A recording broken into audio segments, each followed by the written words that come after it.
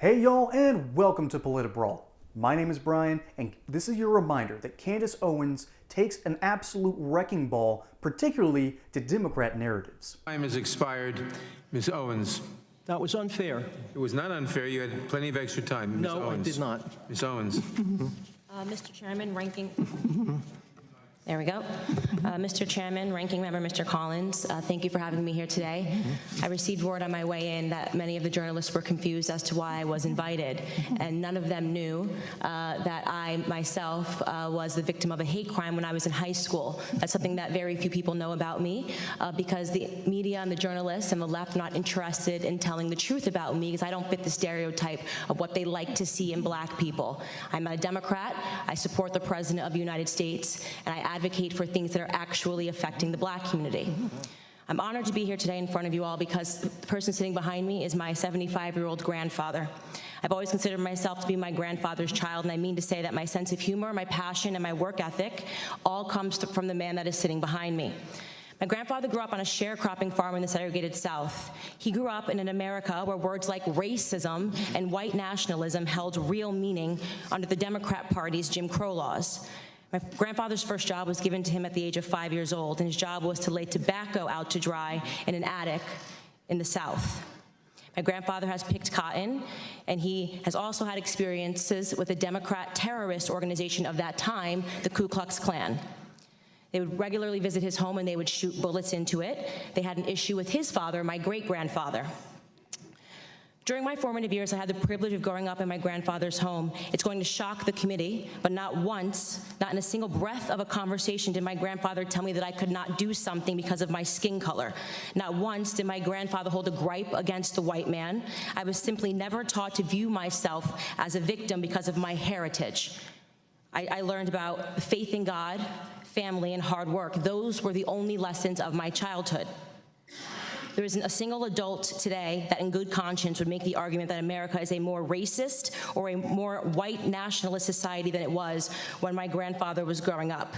And yet we're hearing these terms sent around today because what they want to say is that brown people need to be scared, which seems to be the narrative that we hear every 4 years right ahead of a presidential election. She's out here spitting facts. That's the truth. The Democrats treat the black community almost as if it's pretty much like a well. They only dip their bucket in order to get more votes. And they're starting to lose that cohesion. They're starting to lose a huge portion of their coalition. And guess which party they're starting to run into?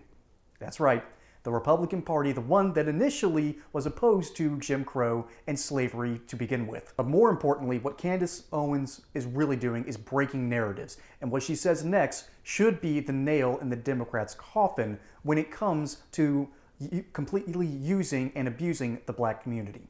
Here are some things we never hear. 75% of the black boys in California don't meet state reading standards. In inner cities like Baltimore, within 5 high schools and 1 middle school, not a single student was found to be proficient in math or reading in 2016.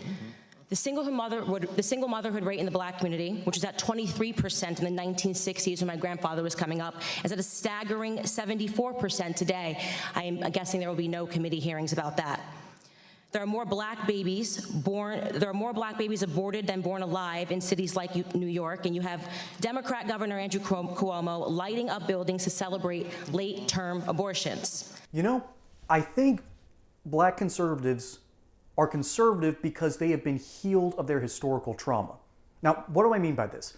Historically, black people have not been given a fair shake and a fair deal in the United States.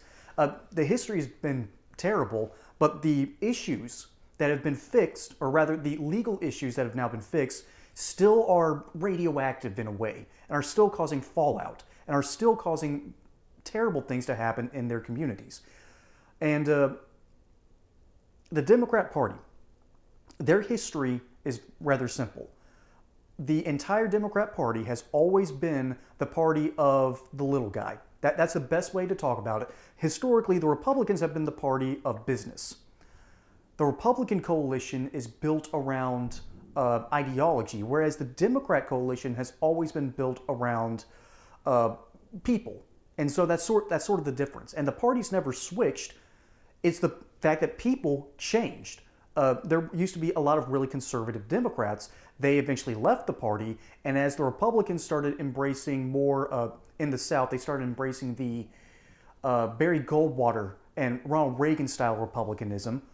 All of a sudden, a lot of the old narratives started getting destroyed.